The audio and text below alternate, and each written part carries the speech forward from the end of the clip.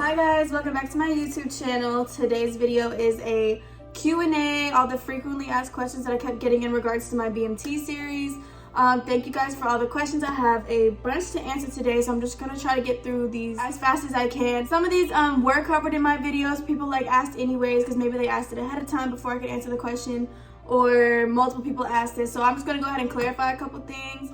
And if I happen to miss anything, feel free to comment and I will personally respond to you. Of course, as always, these are opinions of me and my personal experiences and not of those of the Air Force. With that being said, let's go ahead and get right into it. Okay, so first question, are you able to access your civilian luggage when needed? And also, where is it kept? So in the laundry room, there's gonna be like a storage closet, and that is where your civilian luggage will be stored and locked away. So that doesn't mean you can't go in your bag at all. I think they try to open it at least once a week, or if it's really important that you need something out of there, the MTIs will try to unlock it for you. Cause I know personally, I would bring toiletry items or hair gel, stuff like that, and then when you run out, you need to go get more. So only keep in your locker what you need in the moment, and keep all your extra stuff in your civilian luggage, and they will open it for you and you can go and get more if you need it. Of course, the things that aren't allowed, like perfume, mouthwash with alcohol in it, just certain stuff like that, whatever they say don't use, just leave it in there if you brought it anyways. You don't want to get in trouble or anything over anything stupid. So yeah, if needed, you will be able to access your luggage, especially come time for pictures and graduation where you bring your makeup and your earrings. You do have the option to retrieve those items. Someone asked me, did we lose anybody in our flight? So yeah, we did. So I think within the first couple weeks, maybe the first week or two, there was somebody who simply just didn't want to do it anymore. They were like, I don't think this is for me. I want out. That was an option. Towards the end, we did have one person in my flight get recycled for PT. That was that. Also, not only just losing people, you do gain people also. We did have one person we gained in our dorm. So if other people get recycled from other squadrons and they get recycled into your squadron, that's how you can gain people also. So yeah. Overall, we didn't lose that many people. Towards the end, actually, we ended up losing 2 people to med hold and stuff like that. So they're not graduating for medical reasons because they couldn't pass a PT test because of a medical issue that they got while they were in basic training. So things like that happen. I think this comment specifically said something they knew somebody who didn't pass a drug test or something like that. Not to my knowledge, that didn't happen, not at least in my flight. But that could happen. People leave for whatever reason. We actually had, now that I think about it, there was actually someone that left for a family emergency. Red Cross contacted them and they were able to leave. Life obviously goes on outside of BMT, so if there's family emergencies like that, they will let you leave. So I think just off the top of my head, that's everyone who we lost and gained throughout our time. The third question is, when are you able to buy squadron shirts? So I think that happens around 5th or 6th week. There's going to be someone in your dorm that's going to be appointed the responsibility of keeping track of orders, who wants what size it is, how many, and the money. And it's probably going to be an element leader. It was an element leader in our dorm. She was in control of that.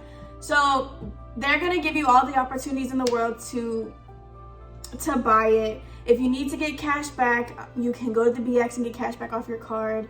Or you can bring the cash, but don't forget that money list you have to keep up with. Yeah, or you could buy a squadron shirt in the BX, but I think it's more expensive. I think it's cheaper to get it through with your whole dorm and your whole flight and stuff, for whatever reason. The fourth question is, how often do you get your phone? So you're gonna get your phone the day you get there to give a 30-second call. Hey mom, I made it, cool, I made it, I'm safe, okay, bye, love you. Then you're gonna get, I don't think you get a phone call again until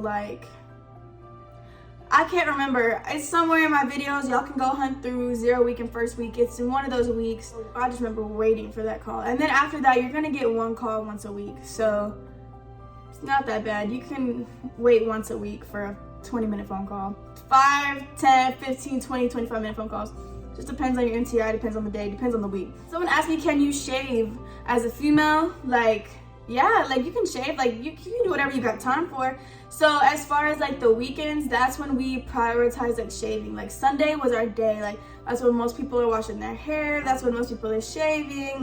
You have the time at some point. Now during the week, I mean, if you can squeeze in shaving within a 15-minute shower, And again, a 15-minute shower means getting undressed, showered, and dressed within 15 minutes.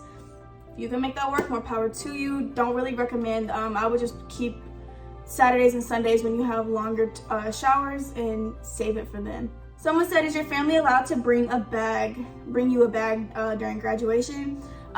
Yes, they can. There were some miscommunications as far as like what you can and can't bring. Speak with your MTI while you're there. They will let you know what's allowed, what's not allowed, what you can and can't do. It probably changes often, and it's probably like circumstantial also. So just, my best bet would just, you can tell them to bring it. I know like if you're a med student and you're just going to Fort Sam Houston, like maybe you could save it till you get to tech school, or they could mail it to you. Whatever the case may be, you can ask your MTI during basic and then write your family or talk to them during your phone calls and let them know the plan. All right, someone said, do you go in as an E1? And yes, while you're in basic training, you will get paid and identify as an E1. Even if you came in as an E3, you know, you got some college credits, you got some like credentials behind you. That's cool and all, you'll be an E3 when you get out of basic training. But during basic training, you will get paid as an E1. You do actually get your stripes. You'll get your stripes and all your badges and stuff like that during basic. So you have it, and I'm pretty sure you were allowed to wear them during graduation. I don't really remember that part because I did not have any stripes coming out of basic training, but you will definitely get all your stripes. But yeah, to answer this question specifically, you will get paid as an E1 during basic training. You are an airman basic. What kind of socks should I bring? Literally, it doesn't matter. Like, I remember this question was like, can I bring ankle, knees? Like, it doesn't really matter, like, because you're gonna wear them for 3 days. You're gonna get issued everything. The only thing you need to bring is like underwear and bras and stuff, because that won't get issued. Actually, I just found out yesterday, I think the males get issued like tighty whities. I don't really know though. I need to like interview like a male and get their perspective on BMT, because I know things were different in certain aspects. But seriously, just wear the socks that you're gonna wear on your feet with your outfit, and bring like 2 extra pairs. I brought ankle socks. That's what I wear. I wear ankle socks. So don't stress about that. Seriously, bring the outfit that you're wearing, and then bring 1 or 2 more pairs of pants and 1 or 2 more shirts. Like, you won't be in your clothes for more than 3 days. Someone asked me, how did I have time to take notes during basic? I made time. I write really fast. Honestly, just whenever you get like the slightest little break, like I would just write something. Like if I had like just a couple of seconds, I would write just what I did within the past couple of hours and keep it pushing. Like, and sometimes towards the end of the night, like if there was stuff I didn't write down, like I'd be up after lights out just for like a couple minutes, just like writing down any last minute things, and then like putting it back in my backpack and like laying down and go to bed. So there is time. You'll see when you get there. I don't really know how else to explain that. You make time. I'm writing it during class, during just whenever I had a pen, like, I don't know. Someone asked me if blood donations are mandatory, and if you don't do them, what are you doing during that time period? First of all, they are not mandatory. You will not get any type of, like, they don't care if you want to or not. I personally encourage it. Y'all know my viewpoint on it. I encourage it. And plus, as far as just like the basic training setting, that is like a really good break. Like going to just donate blood, that day was actually really fun to me. That was one of my favorite days, was blood donation days. If you're not doing it, I don't even think they were doing anything. They were just in the dorm. Like, it's after Beast Week, you know, it's hitting 7th week. Like, nobody's like, there's nothing to do anymore. So like, you're just doing the basic stuff. You're doing your RLA. What did we even do? You're doing RLA. You can break down a weapon if you want to. Like, well, there's nothing to do. Like, you're just hanging around, but like making it look like you're doing something, you know what I'm saying? So you're just chilling probably. All right, someone asked if we did the gas chamber. I ended up answering this during my 6-week video. And no, we did not. We did not. It was closed since COVID up until actually just a couple weeks ago. It was confirmed. And I saw it on like social media, like the Air Force social media or whatever, that they did open up the gas chamber again. So congratulations, if you're going through anytime forward, you will be doing the gas chamber. I'm actually kind of upset I didn't get to do it, but whatever. Someone said, what if I struggle with push-ups like before going? Baby, I didn't know how to do a push-up when I left. I did not. I was struggling so hard. Like I was really trying. Like I would go to the gym and stuff. I was working out, but like that upper body strength was lacking. All I gotta say is you're gonna figure it out. I swear to God, you will figure it out in the moment. You might start off and it might suck. You might have to get on your knees. That's cool, but you're gonna, as many push-ups as you will be doing and as many like arm workouts and just workouts in general, you will figure it out, I promise.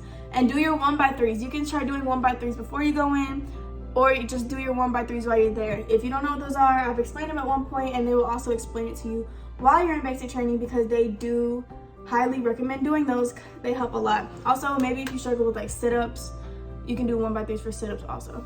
All right, can you use the new PT accommodations? No, you cannot. I'm in tech school and we can't even use the new PT accommodations. That is not until you are operational. So the hand release push-ups, like we can't do those. You can't do planks instead of sit-ups. You can't do a shuffle run instead of a 1.5 miles. You will be doing the standard 1.5 mile run, 6 laps around the track, real push-ups, and full sit-ups. That is the PT test. Someone asked if we get mail every day, and for the most part, yes, they do try to get us mail every day. Some days, if they're like super freaking busy, or if they didn't have time to go to the post office, you might not get it that one day, but you'll get it the next day. Also, we don't get it on the weekends because not only is the post office closed, but like Sundays and stuff, MTIs aren't even there, so you'll get all that on Monday. You're not getting your first mail, like your first bunch of mail, until like week 1 or whenever I had said it. I'm pretty sure it was like week 1 or something. So it's gonna take a minute to get it. If they're handing out mail for the very first time, you don't get any, don't be too discouraged. Sometimes things just take longer to send out depending on where it's getting sent from, depending on the day it got sent out. Don't get too discouraged. Just know if someone is out there writing you, you're gonna get it. Okay? Someone asked me if band flight is optional, and absolutely not. Those are your orders. You were told you're gonna be in band flight, you're gonna be in band flight. You can't be like, no, I didn't want to do this, I was just being honest.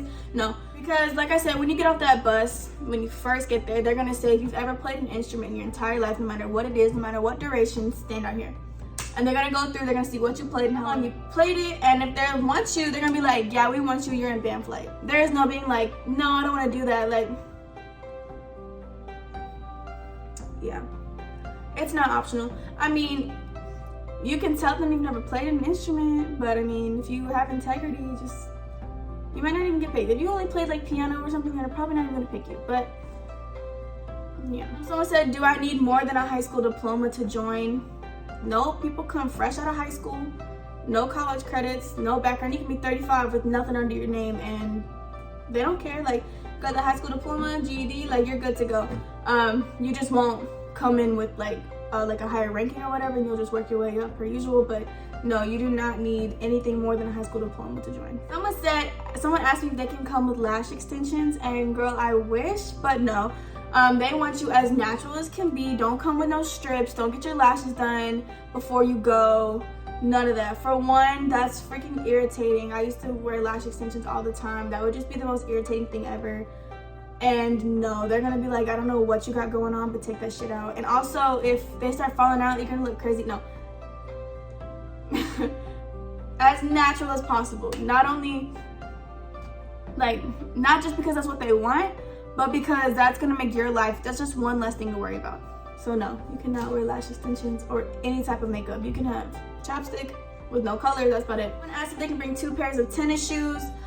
You can, but you're only gonna be able to have 1 pair out. So no, I wouldn't even like recommend doing that. That's gonna be a waste of your time. Because you can only, so when it comes to like your shoe alignment, you can only have 1 pair of tennis shoes out with your shower shoes and your boots. That's it. Oh, and your low quarters. That's it. And they're gonna issue you tennis shoes while you're there anyways. So if you don't decide to wear them, which I didn't wear them, I think I ended up throwing them away like before I left. That's gonna be 2 pairs of tennis shoes in your bag for no reason. Like, don't even worry about that. Don't only bring the pair you want to run and work out in. Someone asked if we have to wear a mask. Overall, no. The only times you have to wear a mask is in the medical facilities and if you are riding on the bus. So definitely have a mask on you.